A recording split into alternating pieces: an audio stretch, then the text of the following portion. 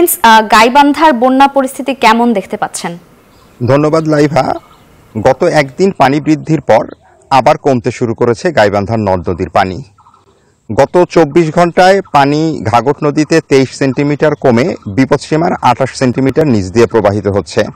অপরদিকে ব্রহ্মপুত্রের পানি গত 24 ঘন্টায় 23 সেন্টিমিটার কমে বিপদসীমার 20 সেন্টিমিটার নিচ দিয়ে প্রবাহিত হচ্ছে।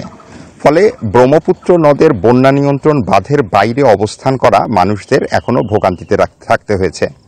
এছাড়াও চরাঞ্চলের নিম্নাঞ্চলগুলো এখনও পানিতে ডুবে আছে।